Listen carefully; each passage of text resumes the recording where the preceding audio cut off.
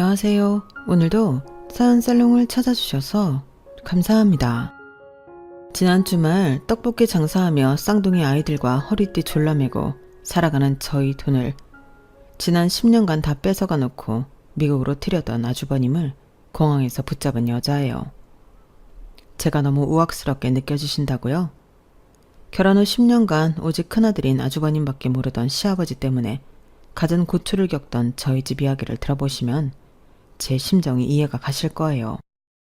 그동안 조선시대 신문고라도 올려 임금님께 하소연하고 싶을 정도로 마음이 참 답답했어요. 융통성 없고 착하기만 한 효자 남편 때문에 제 속은 다 문드러졌죠. 시댁 내 악역은 다 제 차지였으니까요. 21살 어린 나이에 시집아 20대를 변씨 집안에 다 바쳤다고 해도 과언이 아니에요. 그 대가가 병든 시아버지 똥개저기 갈고 한 푼 두 푼 모은 돈은 기생충 같은 아주버님 소나기로 다 들어갔다는 사실이 비참하네요. 저는 친정 엄마 집안부터 대대로 흙수저 중에 흙수저로 살아온 사람이에요. 엄마는 어려운 가정 환경 탓에 20살이 되자마자 팔리듯 나이 많은 남자 집으로 시집갔다고 해요. 그 나이 많은 남자가 바로 제 아버지였죠. 등 때밀려 시집간 집엔 웬 아줌마가 딸내미 5을 데리고 떡하니 버티고 있었다네요. 알고 보니 처녀였던 저희 엄마는 아들이 없던 집안에 씨바지로 들어간 거였죠. 순진한 산골 소녀였던 저희 엄마는 뒤늦게 그 사실을 알고도 도망칠 줄도 모르고 숙명인가 보다 하고 그냥 살았다고 해요. 하지만 시댁에서 원하는 아들은커녕 임신 자체가 잘 되지 않았고 결혼한 지 4년 만에 딸인 절 낳자마자 시댁에서 바로 쫓겨났다고 합니다. 그 탓에 전 아버지 얼굴조차 모르고 엄마와 둘이 살아왔어요. 여자들이 똘똘 뭉쳐 정말 힘겹게 버텨왔죠. 하나뿐인 자식인 절 먹여 살리기 위해 엄마는 포장마차 노점에서 떡볶이 장사를 시작했어요. 겨우 입에 풀칠할 정도로 벌긴 했지만 티끌 모아 태산이라고 조금씩 모아 초등학교 앞 가게 한 칸을 빌려서 장사를 할 수 있었죠. 전 학교에서 반장도 도맡아 했고 공부도 곧잘 해서 당연히 대학에 진학할 거라고 생각했어요. 서울대까진 아니어도 인서울대학엔 무난히 붙을 성적이었거든요. 그런데 대학 입시를 앞둔 어느 날 엄마가 일하시다가 심장 부정맥이 심해져 쓰러지셨어요. 전 엄마가 돌아가실지도 모른다는 공포감에 수능은 눈에 들어오지도 않았죠. 당장 엄마가 누워 계시니 병간호를 해야 했고 병원비와 생활비를 위해 제가 돈을 벌어야 했어요. 어찌저찌 고등학교 수업 일수를 채워 졸업은 했지만 대학은 몇 년 뒤로 미뤘어요. 엄마가 나아지시면 몇 년 뒤엔 반드시 대학에 가리라고 다짐했죠. 시간이 흘러 30대가 된 지금까지 대학 근처에도 못 가볼 줄은 꿈에도 몰랐습니다. 저희는 떡볶이 가게에 딸린 조그만 방 한 칸에서 살고 있었어요. 엄마는 퇴원하셨지만 아직 몸 상태가 온전치 않았기에 제가 떡볶이 가게를 운영하고 엄마는 주로 누워 계시게 했죠. 그때쯤 유독 우리 떡볶이 가게를 자주 찾던 근처 바지 공장에 청년이 있었어요. 처음엔 납품과 배달 일을 주로 하는 것 같더니 어느 날은 사무직으로 승진되었다고 입이 찢어지게 웃으며 당당히 걸어오더군요. 안녕하세요, 순애씨. 저 이제 사무직 됐어요. 더 이상 밖에서 청바지 박스 나르지 않아도 된다고요. 사무실에서 펜대 굴리며 편하게 일하게 됐네요. 축하해요. 소 역시 똑똑하신가 봐요. 능력 있으니 이렇게 빨리 승진된 거겠죠. 오늘은 승진 축하 선물로 순대랑 튀김 서비스로 드릴게요. 아니요, 제 돈 주고 사 먹어야죠. 조금이라도 순애 씨한테 보탬이 되는 사람이 되고 싶네요. 혹시 저한테 축하 선물 주고 싶으시다면 데이트 기회 한번 주시는 건 어떨까요? 제가 풀코스로 다 쏠 테니. 데이트요? 엄마가 심장이 약하셔서 방에 누워 계셔서 가게 일도 제가 도맡아 해야 하고 당최 시간이 없을 것 같아서요. 그때 뒷방에서 조용히 듣고 계시던 엄마가 큰 소리로 말씀하셨어요. 변서방, 우리 순애랑 데이트 허락할게. 둘이 재미난 시간 보내고 와요. 내가 옛날부터 사익감으로 점찍어 놨다니까. 얼마나 듬직하고 성실한지 몰라. 순애야, 얼른 갔다 와. 엄마 이제 몸 괜찮아. 엄마, 변서방? 사윗감? 소혁 씨랑 통성명한 지 한두 달밖에 안 됐는데 무슨 사위야. 우리 엄마가 저렇게 오바를 한다니까요. 네, 장모님. 분부 받들어 따님 안전하게 잘 모시고 다녀오겠습니다. 고맙습니다. 저희 엄마와 변서혁 이 남자는 마치 짠 듯이 서로 멘트를 주고받고 하더군요. 저도 마음속으론 싫지 않았는지 엄마가 괜찮게 본 남자라면 나도 믿을 수 있겠지 하는 생각에 생애 첫 데이트를 즐길 수 있었죠. 그 다음부터 결혼 이야기가 나오기까지 채 100일이 걸리지 않았던 것 같네요. 하긴 남친은 이미 저희 엄마한테 장모님이라고 불렀고 엄마도 변서방이라고 칭했으니까요. 변소혁. 성씨도 참 독특한 이 남자는 엄마가 일찍 돌아가시고 아버지의 형과 함께 살고 있다고 했어요. 옛날 사람들이 맏아들을 좋아하듯 남친 아버지도 큰아들인 형을 편애한다곤 했지만 그때 뭐 그러려니 했죠. 아버지는 지난 40년간 막노동을 하셨다고 하더군요. 저희 집도 형편이 안 좋은 건 마찬가지였으니 그 부분에 있어선 크게 거슬리지 않았어요. 차라리 비슷한 환경의 사람끼리 만났으니 아끼며 잘 살 수 있겠다고 생각했죠. 남친의 형은 7년째 사법고시 준비 중이라고 했어요. 시골에서 초등학교 다닐 때 전교 4등까지 해봤다나 뭐래나. 공부에 싹이 보인다고 아버지가 엄청 예뻐하시면서 지금까지 밀어줬다고 하네요. 근데 나중에 알고 봤더니 그 시골 초등학교는 한 학년당 전교생이 10명인 곳이었어요. 전체 10명 중 4등을 했던 형 식구들은 천재라고 생각했던 거죠. 상견례 장소로 중국 요리가 코스로 나오는 식당을 예약하고는 엄마와 전 동대문 시장에 가서 처음으로 정장 한 벌씩을 샀어요. 그런데 상견례 전날 저녁 남친에게 전화가 오더군요. 아유, 미안해 순애야.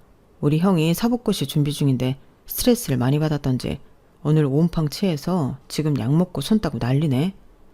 아무래도 내일 상견례는 다른 날로 미뤄야 할 것 같아. 정말 미안해. 어머님께도 죄송하다고 전해드려. 어? 형이 취했다고 상견례를 미뤄? 거기 예약하기도 힘든 중국집인데 자기 집안에서 형이 얼마나 큰 존재이기에 취했다고 우리 중요한 일정까지 변경해야 해? 이건 결혼이 달린 문제라고. 자기한텐 정말 미안해. 우리 아버지는 형을 최고로 생각하셔. 마치 자기 분신처럼 여기는 존재이니 상견례 같은 중요한 가족 행사에 꼭 형을 데리고 나가야 한다고 생각하시나 봐. 뭔가 쎄한 기분이 들긴 했지만 저희 엄마한테 양해를 구하고 상견례 날짜를 뒤로 미뤘습니다. 변경된 상견례 날짜가 다가오는데 남친은 아버지의 분부라며 이번엔 형의 사법시험 이후를 미루자고 하더군요. 저희 엄마도 그쪽 집안의 중요한 스케줄이니 따르자고 하여 아예 3개월 후로 미뤘죠. 사법시험이 끝난 후 이번엔 형이 답안지를 밀렸었다며 기분 풀릴 때까지 한두 달 더 미루자는 거 있죠.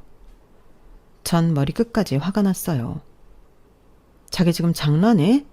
결혼이 애들 장난도 아니고 우리 엄마도 계신데 우리 쪽 집안은 아예 무시하는 거야? 뭐야? 자기 형이 그렇게 대단한 존재야? 이제 사법고시 8년차 접어든다며. 그럼 깨끗이 포기하고 취업이나 하시라 그래. 미안해 순애야. 지금 우리 집 분위기가 살얼음판이라 상견례에 상자도 얘기를 못 꺼내겠네. 지금까지 들어간 돈이 아까워서라도 형 변호사 될 때까지는 우리 집안에서 합심해서 밀어줄 것 같아. 그건 큰아들만 사랑하시는 아버님이 알아서 하시겠지. 그래서 지금 자기 나랑 결혼하겠다는 거야. 아니야? 확실히 해. 이번에 또 미루면 나랑 결혼은 없던 걸로 할 테니. 아니야. 당연히 난 우리 이쁜 순애랑 하루빨리 결혼하고 싶지. 알았어. 분위기는 안 좋지만 다시 얘기해볼게. 저번에 정한 시간대로 밀어붙이지 뭐. 자기 아버지랑 형한테 꼼짝 못하는 모습에 실망했지만 저한테는 공주 대접해주며 끔찍히 잘해줬기에 믿고 결혼을 진행했습니다. 상견례 당일이 되었고 식당에 갔더니 그쪽 식구들이 우리보다 먼저 와 있더군요. 아니, 아줌마랑 아가씨는 예의를 밥 말아 드셨어? 하늘 같은 남편네 식구들을 기다리게 하는 경우가 어딨나? 첸정 맞을. 초장부터 기분 나빠서리. 아버님 안녕하세요. 저희 7시 예약이라 안 늦고 정각에 도착했는데 무슨 문제 있으신가요? 여자 쪽에서 한 30분 전에는 와 있어야지. 그리고 우리 큰애기가 사법시험 답안지 밀렸었다고 온 집안이 초상집인데 굳이 이 날짜에 상견례를 해야겠어?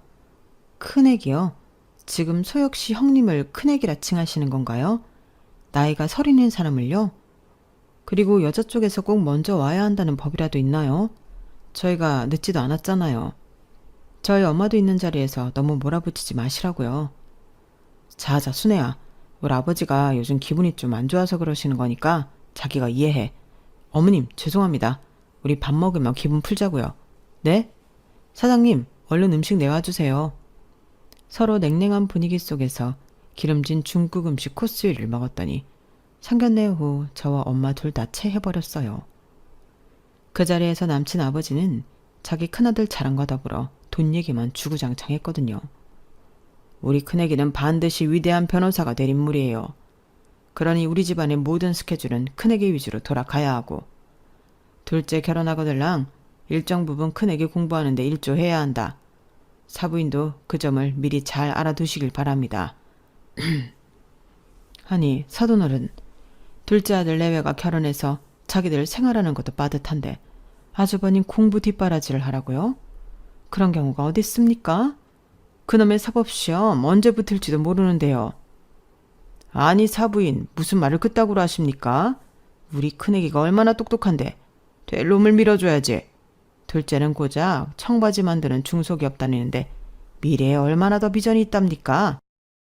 남친은 큰 등치에 땀만 삐질삐질 흘리며 자기 아버지 말씀에 한마디도 못하고 눈치만 보고 있더군요. 참 답답했어요. 남친 형은 똥 씹은 표정을 하고 음식만 꾸역꾸역 먹더니 한마디 하더군요. 아니 사돈분들이 참 각박하시네. 이래서 무식한 사람들하고는 상종을 하면 안 된다니까.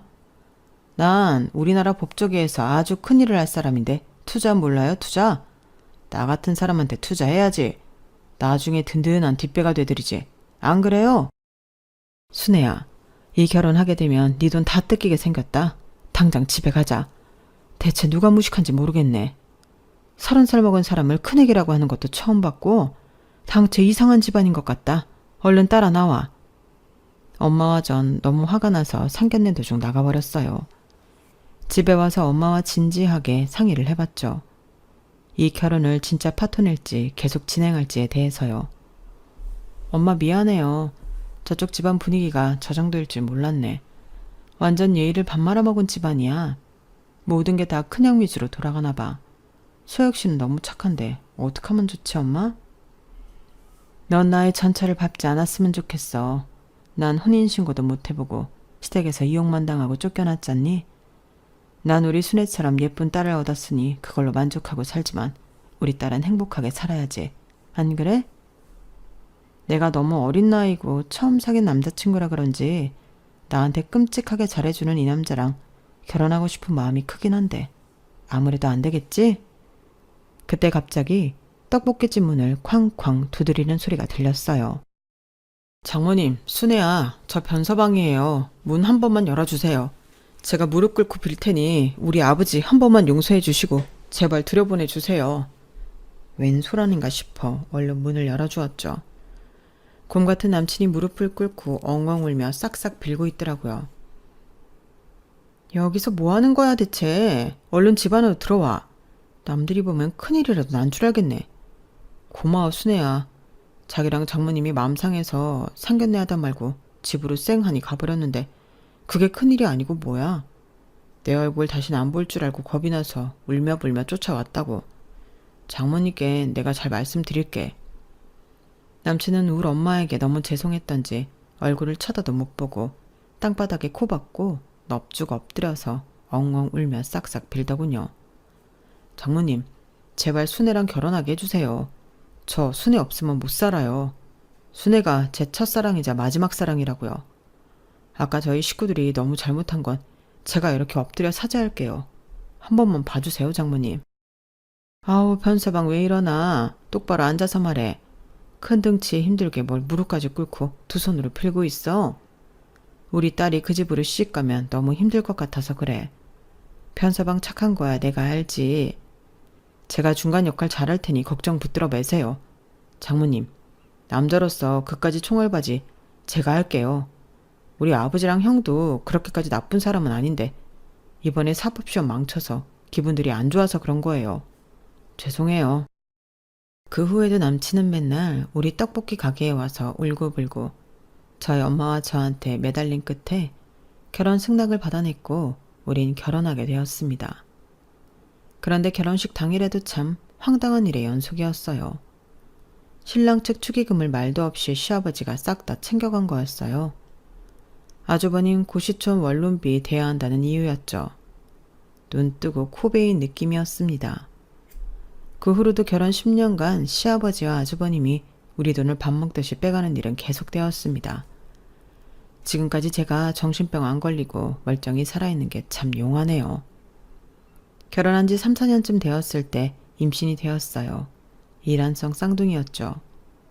투룸에서 월세로 살고 있었는데 쌍둥이가 태어나서 잘할 생각을 하니 얼른 돈을 많이 모아서 방 3개짜리 24평 아파트로 이사 가야겠다는 목표가 더욱 확실해지더군요. 하지만 그나마 월급을 따박따박 받아오던 남편이 실직하는 일이 벌어졌어요. 청바지 공장이 망해버린 거죠. 사무직으로 옮겨 펜대 굴리며 일한다고 좋아한 지 몇 년 만에 이렇게 됐네요.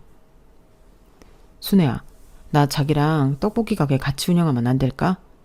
시액주작 된 김에 이참에 힘을 합치지 뭐. 떡볶이 가게는 내가 주도적으로 하고 엄마도 간간히 도와주시는데 자기가 뭔 필요야. 꼭 사무직으로만 일할 생각 말고 나가서 배달 일을 하든가. 노점에서 붕어빵이라도 팔 생각을 해야지. 여기에 숟가락 하나 얹을 생각 하고 말이야. 아니 그게 말이야. 우리 곧 쌍둥이들도 태어나면 누군가는 아이를 봐야 하니까. 아무래도 자기가 집에서 아기들을 보고 내가 주도적으로 떡볶이 가게를 운영하는 게 낫지 않겠어? 장모님 몸도 편찮으시니까. 말이나 못하면 밉지는 않지. 그나마 200만 원대 벌어오던 자기 월급이 당장 없어졌으니 우리 수입이 반토막으로 줄었네. 진짜 큰일이야. 집 월세는 어떻게 충당하며 애기 용품은 어떻게 마련하나? 그러니까 내가 우리 떡볶이 사업을 겁나게 번창하게 만들어버릴 테니까 나만 믿어봐. 내가 요리를 얼마나 잘하며 손님들하고 친화력은 얼마나 좋아. 나중에 인터넷 판매도 해보고 이것저것 할 수 있는 거 다 해볼게. 나만 따라오란께. 에휴, 임신한 제배는 산처럼 불러오고 움직이기도 힘든 상태였고 친정엄마도 어지럽다고 거의 누워 계시는 일이 많았기에 남편 말에 오케이 했습니다. 다행히 남편은 장 보는 일부터 가게 뒷정리까지 모든 일에 성실히 임하더군요. 당장은 수입이 반토막 났기에 안 그래도 아껴 쓰던 돈을 거의 쓰지 않았어요. 곧 태어날 쌍둥이들 용품은 중고 무료 나눔으로 받아왔고 기저귀도 품질은 뒷전이고 제일 싼 제품으로 준비해놨죠. 온 가족이 똘똘 뭉쳐 허리띠를 꽉 졸라매던 시절이었어요. 명절날이 되어 시댁에 갔던 날이었습니다. 거의 10년 넘게 사법시험 준비만 하던 백수 아주버님은 강제로 로스쿨 준비로 전환하였다고 하더군요. 2017년에 사시가 폐지되었기에 어쩔 수 없는 선택이었죠. 시아버지는 그날도 돈 얘기를 슬그머니 꺼내더군요. 우리만 보면 그저 돈밖에 생각이 안 나나 봐요. 우리 큰애기가 인자 로스쿨 준비를 한다니 우리가 힘을 보태야 하지 않겠냐? 고시촌 원룸 비용이랑 새로 책 사야 한다니까 책 비용. 고시촌 식당 비용이랑 해서 한 달에 한 100씩만 협조해라. 그게 무슨 말씀이세요, 아버님? 힘을 보태냐뇨. 또 돈으로 협조하라는 건가요? 저희 가족만 보면 돈밖에 생각 안 드시나요? 왜 이렇게 저희 돈 못 뜯어내서 안달이세요? 제가 쌍둥이 출산 앞두고 있는 거 알면서 그러세요? 심지어 애들 아빠는 실직 상태라고요. 청바지 공장 망해서 인자 떡볶이 가게 같이 한다며. 그게 무슨 실직이냐. 둘째가 나름 열심히 일해서 돈 벌고 있구만. 초등학교 앞에서 니네 떡볶이 가게가 아주 인기 많다며. 돈을 쓸어 담겼구만. 무슨 말이냐? 한 가족인데 돈 좀 대주기 그리도 아깝냐? 맨날 심드렁한 표정으로 시아버지 뒤에서 듣고만 있던 아주버님이 말을 거들더군요. 아니 듣자 하니 내가 무슨 돈을 뜯어냈다고 그래요. 로스쿨 가서 변호사 시험 합격하면 다 갚을 테니 기쁜 마음으로 협조해 주세요. 기쁜 마음이요? 기가 차서 30이 넘도록 집에서 돈 받아서 쓰면서 창피하지도 않으세요? 알바하면서 공부하는 고시생들도 많다고요. 왜 아주버님은 없는 집 자식이면서 황제처럼 알바 한 번을 안 하시는 거예요? 야, 너 시애비 앞에서 지금 우리 귀중한 큰애기 흉을 보는 거냐? 돈 대주기 싫으면 말아라, 고의한 것들. 당장 여기서 나가라. 명절이고 뭐고 니네 면상 앞두고 재수없어서 밥도 안 넘어가겠다. 퇴! 아버님, 정말 너무하시네요. 아버님 손자 손녀를 임신한 며느리한테 지금 재수없다고요? 여태껏 아버님과 아주버님한테 들어간 돈만 수천만 원이라고요. 어떻게 저희한테는 한 푼 보태주지도 않으시면서 큰아들만 예뻐하시나요? 차별이 너무 심하신 거 아니에요? 둘째 아들은 자식도 아닌가요? 큰애기는 무슨 큰애기예요. 30 넘어 큰애기라고 말하는 것 자체가 너무 징그럽네요. 저희 갈게요. 하루 종일 떡볶이 장사하느라 몸도 지쳤는데 바라던 바네요. 그 순간은 시아버지와 백수 아주버님이 진짜 도둑처럼 느껴지더라고요. 내 돈을 뺏어간 날강도 말이죠. 그때도 남편은 옆에서 눈만 껌뻑껌뻑하며 아무 말도 못하더군요. 바보 천치 등신처럼 보였어요. 명절 시댁 방문은 그렇게 안 좋게 끝났는데 며칠 후 시아버지한테서 전화가 왔어요. 시아버지 목소리는 매우 밝았죠. 며느리야, 고맙다. 쿨하게 협조할 거면서 뭘 그리 모진 소리를 하고 나갔냐? 우리 큰애기가 마음의 상처를 많이 받았다. 여튼 고맙다. 잘 쓸게. 에? 그게 무슨 말씀이세요, 아버님? 뭘 잘 쓰신다는 거죠? 저흰 돈 들인 적 없는데? 무슨 말이냐? 네가 줬다면서 둘째가 돈 붙여왔다. 매달은 못 주고 목돈으로 한꺼번에 주겠다며 1,800만 원이나 보내왔어. 아주 요긴하게 쓰겠구나. 우리 큰애기가 변호사 되면 이자까지 쳐서 다 갚을 테니 걱정 말아라. 1,800이요? 아버님, 지금 1,800이라고 하셨어요? 남편이 1,800 드렸다고요? 아버님, 나중에 다시 통화할게요. 끊을게요. 1,800만 원이라니. 청바지 공장이 망하면서 퇴직금을 전부 받지 못했지만 일부는 받았다더니 그 돈이었나 봅니다. 어떻게든 목돈 마련해서 3룸 아파트로 이사가고 싶었는데 그 돈을 홀랑 백수 아주버님한테 다 주다녀. 눈앞이 캄캄해졌어요. 당장 남편한테 따져 물었죠. 당신, 나 지금 열받아서 이 떡볶이 가게도 폭발시켜버리고 싶어. 다 같이 망해보자고 어디. 순애야, 아기도 가졌는데 그렇게 험한 말씀은 안 되지. 우리 쌍둥이들 다 듣겠다.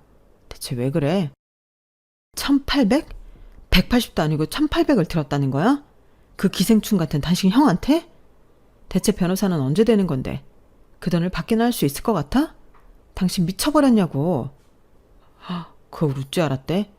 아버지 기분 좋으시라고 당신이 쿨하게 승낙했다고 말씀드리긴 했지만 아버지가 낼름 전화하셨단 말이야? 자기야, 흥분 가라앉혀. 쓰러지겠다. 지금 나 쓰러지는 게 대수야? 당신은 형이랑 아버지가 그렇게 좋으면 그 집에 다시 기어 들어가.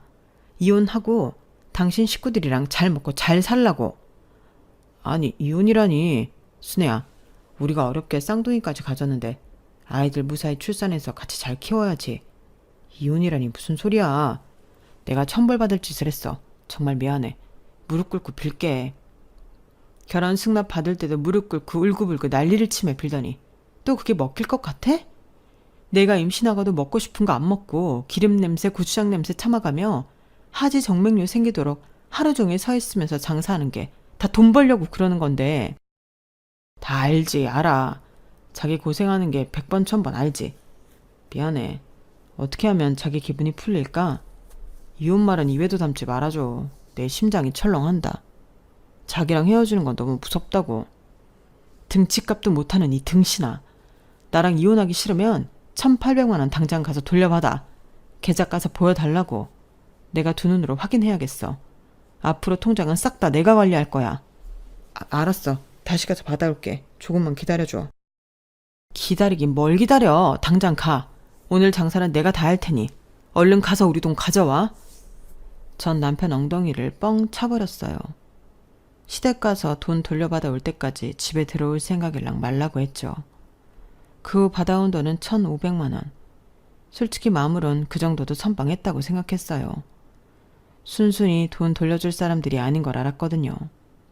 분통 터졌지만 300만 원은 거지들한테 적선했다 생각했습니다.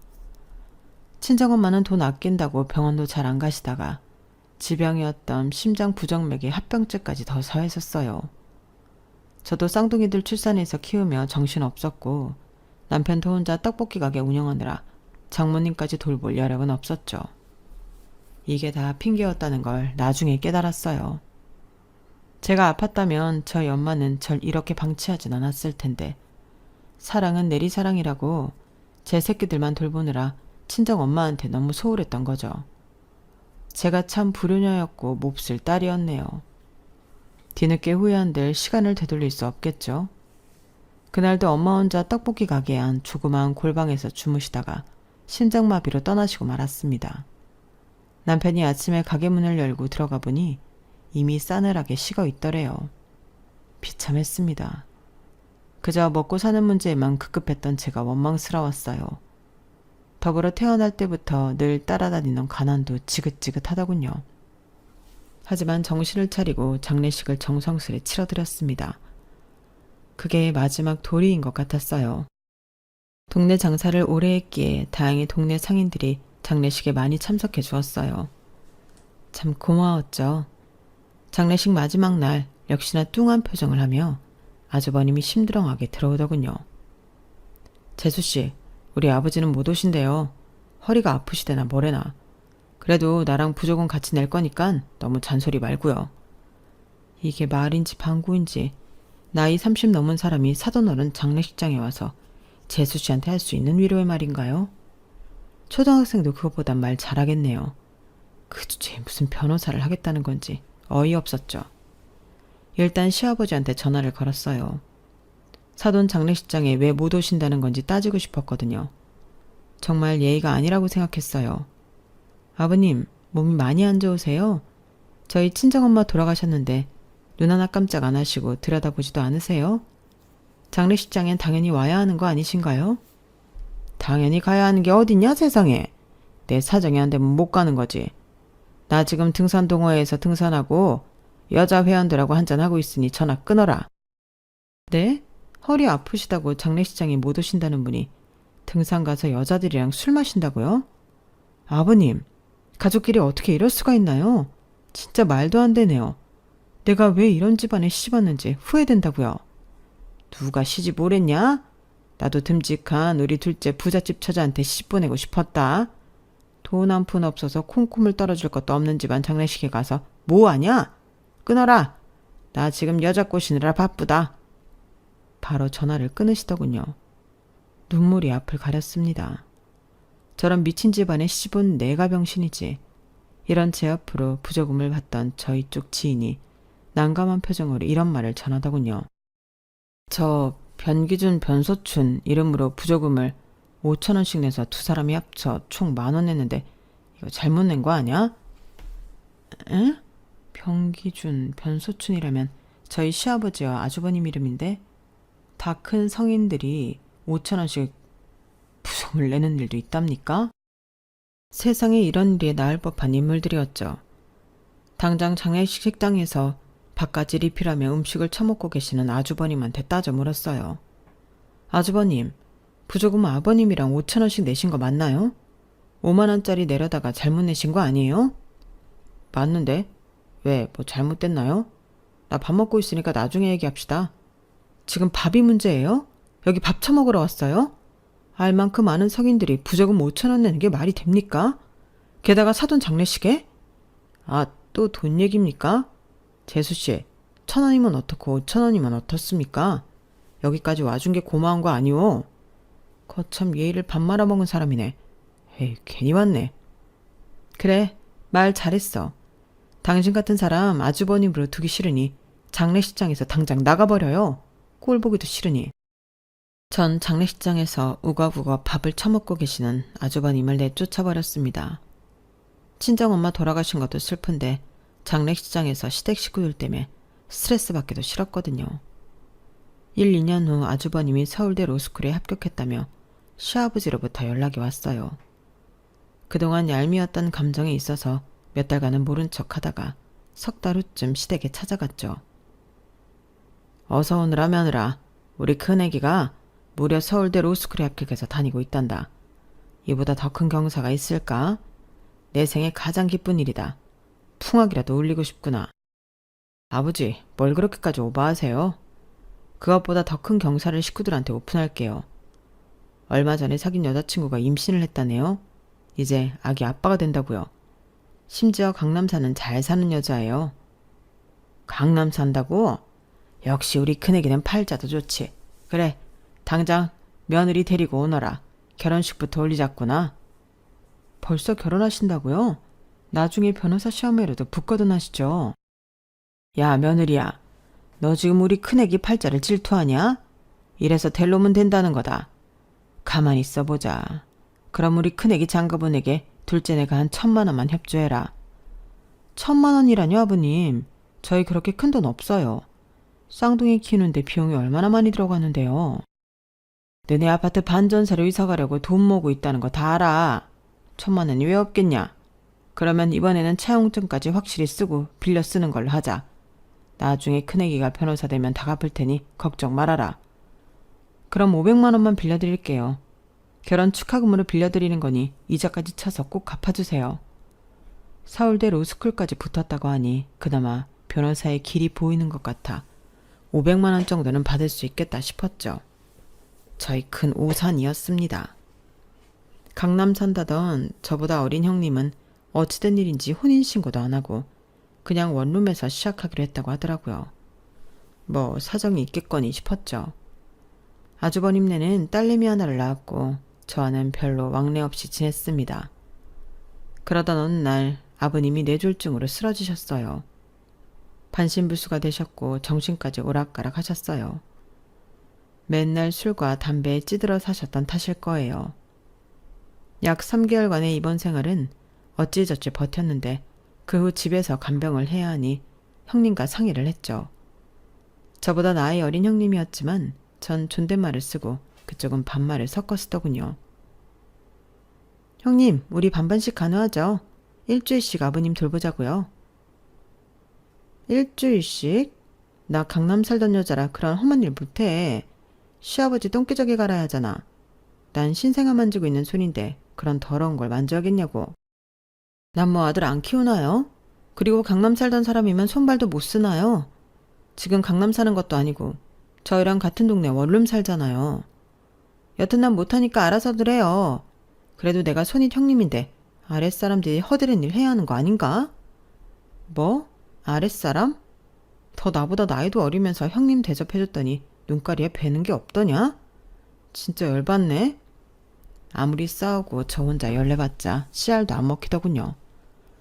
말도 안 통하는 아주버님과 사는 여자라 그런지 형님도 당최 말이 안 통하는 사람이었어요. 포기하고 그냥 남편과 제가 알아서 시아버지 간병도 모시고 다니며 병행했죠. 그날도 시아버지 모시고 남편과 아이들까지 데리고 병원에 꾸역꾸역 갔는데 저희 고등학교 동창을 만났어요. 미리야, 진짜 반갑다. 병원엔 웬일이야? 어디 아파서 왔어? 거기 대기업은 계속 다니고 있고? 어머, 순애야, 이게 몇 년 만이야. 여기 폐암 전문의가 내 남편이라 같이 밥 먹으려고 왔어. 난 대기업 다니다가 로스쿨 입학해서 다니고 있어. 이 나이에 다시 학생 됐지 뭐. 아, 정말? 야, 멋지다. 어디 로스쿨이야? 우리 아주버님 서울대 로스쿨 다니거든. 뭐? 나도 서울대 로스쿨이야. 재작년에 입학했지. 학부를 서울대 나와서 그런지 수월하게 합격한 것 같아. 이제 변호사 시험만 앞두고 있지 뭐. 진짜?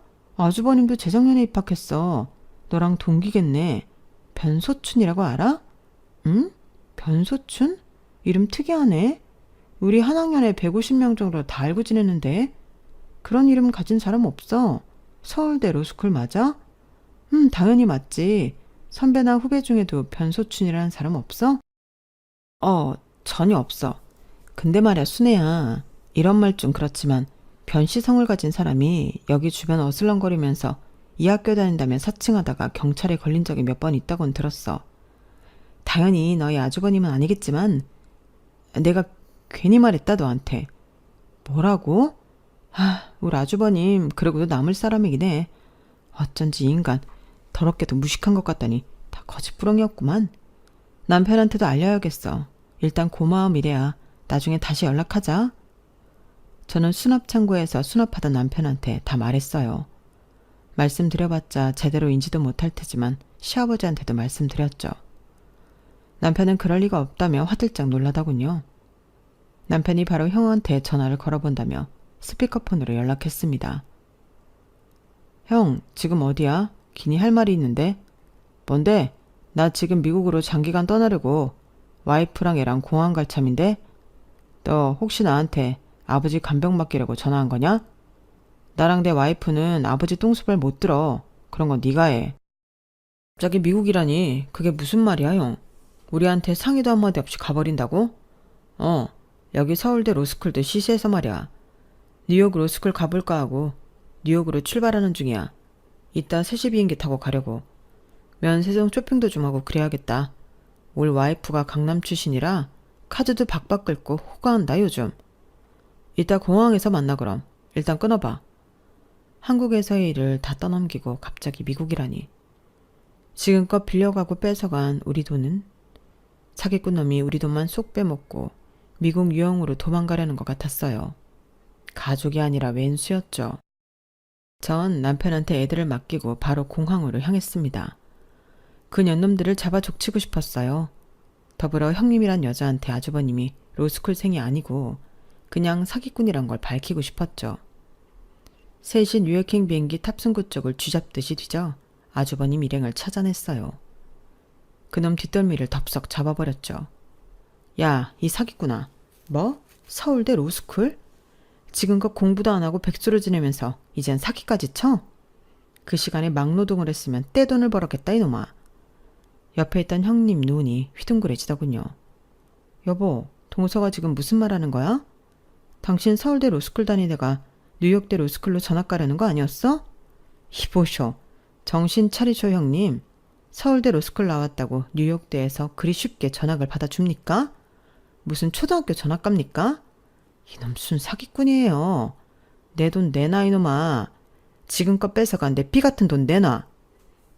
나보고 웬 사기꾼이래? 이 옆에 내가 미쳤나? 재수씨라고 대여해줬더니 선을 시계 넘네. 니까짓게 뉴욕 가서 뭘로 밥 벌어먹고 살려고 그러냐? 돈도 없는 기생충 같은 게 네 아버지 간병은 왜 우리한테 다 떠넘기냐고.